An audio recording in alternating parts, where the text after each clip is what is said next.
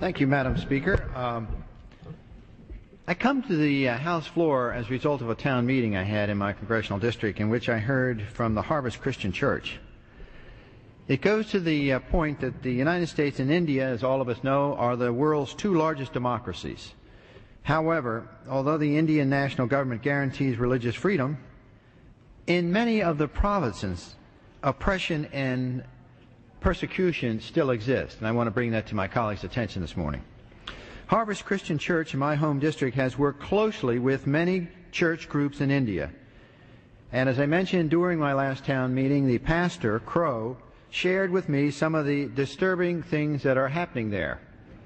On April 1st, during Palm Sunday celebrations in Jaipur, in the middle of their worship service, about 30 people from Hindu extremist group, whose name literally means religious army, came with sticks and started beating everybody, including the evangelists and the men and women and children who were in the congregation that day.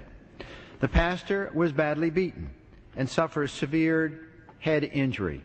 These people were admitted in the hospital where people from the group went and threatened them. They decided to leave the hospital and are currently staying at undisclosed locations.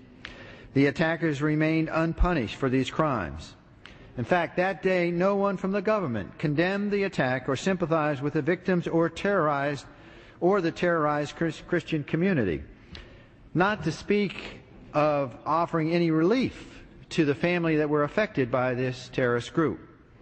The police authorities, though reluctant to name the forces behind the attack, announced finally the arrest of 5 persons. All were from a radical Hindu background and lived in the slums a pastor used to visit regularly.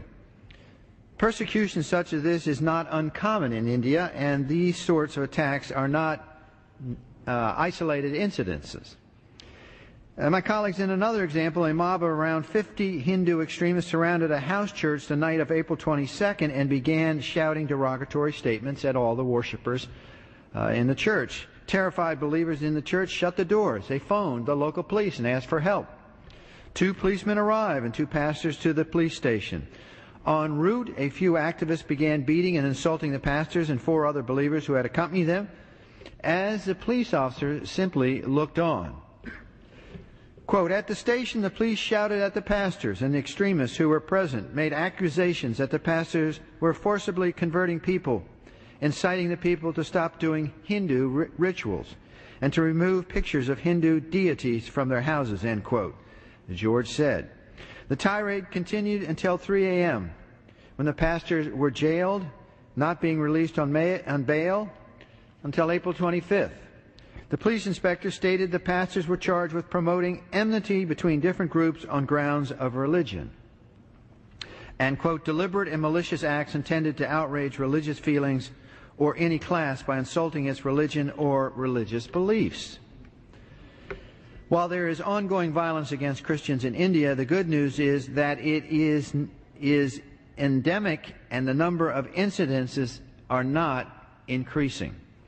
The BJP is a Hindu political party which was in national power until 2004, when the secular Constitution Party then came to power.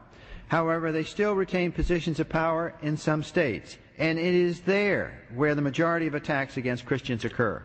According to the State Department International Religious Freedom Report 2006, quote, the Constitution provides for freedom of religion, and the government generally respects this right in practice. However, the government sometimes did not act swiftly enough to counter effectively societal attacks against religious minorities and attempts by some leaders of state and local government to limit religious freedom.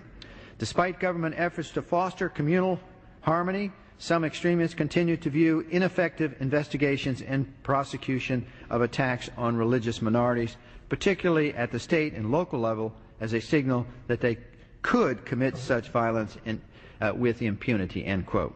So, my colleagues, this is a situation that must not be tolerated.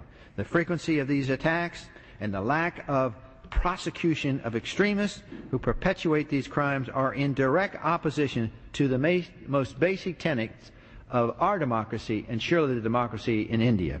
So I urge the Indian government to protect religious minorities and to take strong steps to enforce their constitutional laws regarding religious freedom in these oppressive provinces.